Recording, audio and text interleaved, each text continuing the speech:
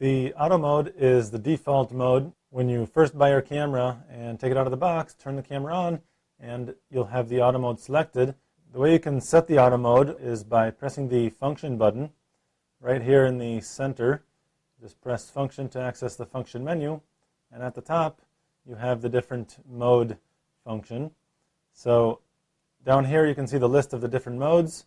Mine is currently set to manual, but the one just to the left, go ahead and press the left navigation button here to access auto.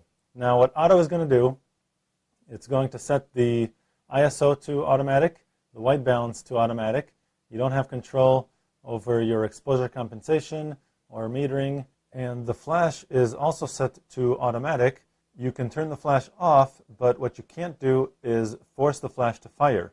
And this can be also very, very limiting, because in a daylight situation, for example, if you want to eliminate shadows from your subject, you need to force the flash because the camera is going to assume there's enough light and it won't opt to use the flash if it's set to automatic.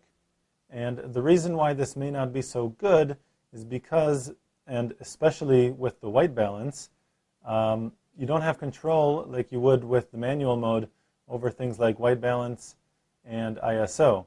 Especially with white balance, the auto white balance is really just fine for outdoors in the daylight or maybe even cloudy, but indoors where there is tungsten or fluorescent, it's really not going to be very good at all.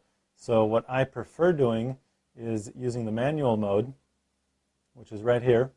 This gives me control over the white balance. I can just scroll down to change the white balance. If I'm indoors, I can set that to tungsten, for example, or fluorescent, depending on my lighting situation.